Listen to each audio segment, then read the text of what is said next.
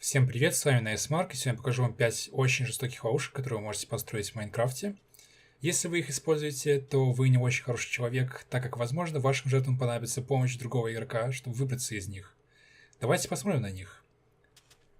Представьте, что у вас только что закончился ваш день, и сейчас вы направляетесь обратно домой, ложиться спать, чтобы ночные мобы вас не отвлекали, и вам не нужно было играть в темноте.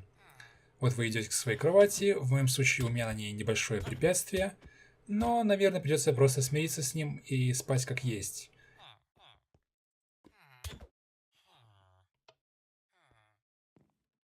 Теперь вы думаете о том, что будете делать в завтрашнем дне. И вот наступает утро, но вы умираете. Хорошо, вы можете подумать, это ловушка, я просто зареспавнюсь и продолжу свою игру. Но вы так просто не отделаетесь, так как вы будете продолжать там респавниться вечно.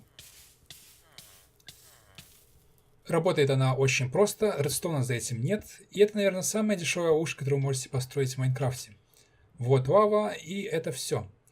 Обратите внимание на то, что я поставил полублоки вокруг кровати. Это не дает игре поместить вас туда, и оно пытается переместить вас в другое свободное место.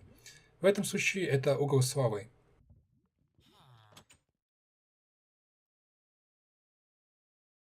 Также я сделал еще одну версию. Это вместо лавы использует урон от падения. После того, как вы зареспавнитесь в углу, вы поднимете вещь с ножной плиты за другим углом. И пол под вами убирается, и вы падаете к своей смерти. Респаун не поможет.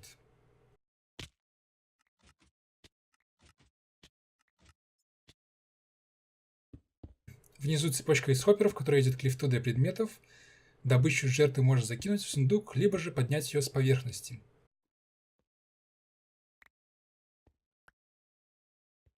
Эта следующая ловушка не работает в одиночной игре и обычно в мультиплеере, но если вы играете на сервере, на котором есть команда Set Home, вы можете попробовать поставить открытые ворота под спавном другого игрока.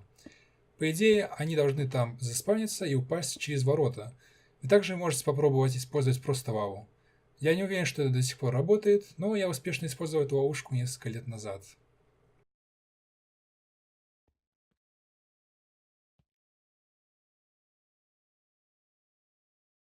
Вот тут у нас станция для вагонеток с автоматической системой отправки после того, как вы запрыгнете в вагонетку. Но на другом конце ловушка, там находятся активирующие рельсы, которые выкинут игрока из вагонетки.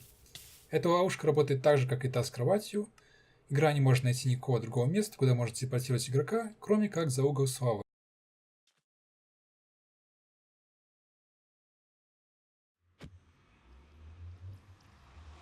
Также у меня есть ловушка для портала в Нижний мир. Сначала это похоже на ваш обычный ад, но как только вы пройдете через портал, вы активируете ловушку, которая скинет вас в яму славы.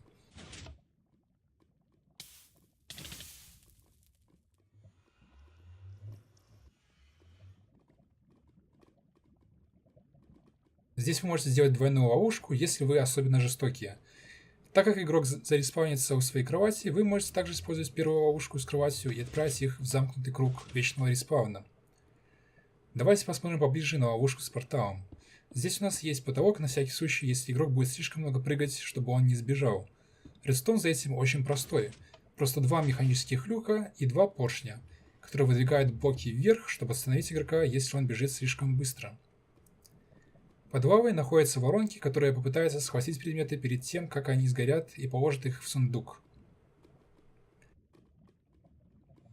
Исходный сигнал от натяжного датчика удлиняется на 6 тактов для того, чтобы люк не закрылся слишком быстро.